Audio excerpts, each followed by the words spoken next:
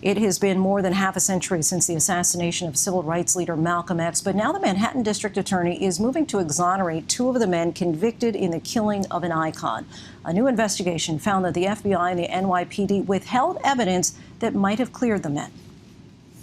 55 years after they were convicted of killing Malcolm X in a case that has long been shrouded in controversy, two of the men found guilty in the civil rights leader's assassination are about to have their convictions thrown out by the Manhattan District Attorney. Muhammad Aziz and Khalil Islam were sentenced to life in prison, even though fellow Nation of Islam member and confessed killer Mujahid Abdul Halim, previously known as Thomas Hagen, denied their involvement. Today, lawyers for the two men are relieved by DA Cyrus Vance's decision, albeit a late one. What took so long? There's no doubt at all that this was the right decision for the DA to make at this point in time, but it's just as clear that this should have happened a long time ago. It never should have happened in the first place. Malcolm X, an icon and one of the most influential leaders in the Nation of Islam and African American community, was fatally shot on February 21, 1965, in front of his pregnant wife and three daughters at New York City's Audubon Ballroom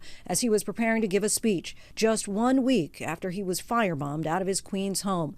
He was only 39. A controversial figure, toward the end of his life, he broke away from the Nation of Islam and softened his stance on violence. It has fallen apart, and but what it has done in falling apart, many of those extremely militant and dissatisfied black Americans are now free to participate into the full swing of the struggle that's going on in this country, and I think it will be inclined to step up the tempo. After his murder, mourners lined the streets, stores closed. Leaders like Muhammad Ali, Dr. Martin Luther King, James Baldwin, all praising him. But he was a kind of hero only because at least he had the courage to try to tell, the truth. I mean, this is a horrible act, and it changed our history. So the FBI knew, they had information about who did it.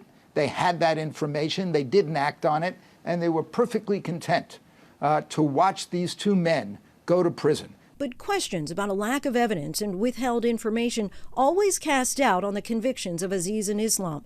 Last year, District Attorney Cyrus Vance reopened the investigation at the insistence of the Innocence Project and others, which was heightened after the release of Netflix's Who Killed Malcolm X.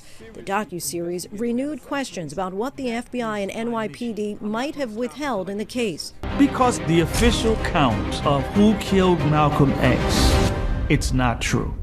Well, I have to ask, in perhaps the same vein as Malcolm X, when he asked the question, is this another case of the chickens coming home to roost? Certainly it is, in the sense that the FBI is reaping what it has sown for many decades. The FBI lied, the NYPD lied, and the DA's office admitted that it also made false statements to the court. They spent a combined 42 years in prison, some of those years in solitary confinement. Both men's personal lives destroyed and their youth wasted away. Aziz had 6 children when convicted, and Islam had 3. And the accusation that they had killed an icon followed them throughout their lives. Both men always maintained their innocence.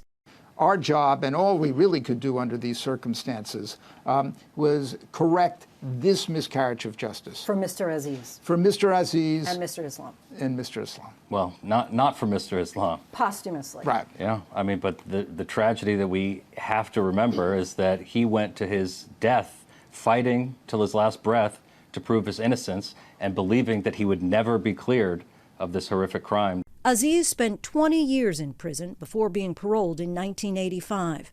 Tonight, the 83-year-old saying in a statement, "The events that led to my exoneration should never have occurred. Those events were and are the result of a process that was corrupt to its core, one that is all too familiar, even in 2021.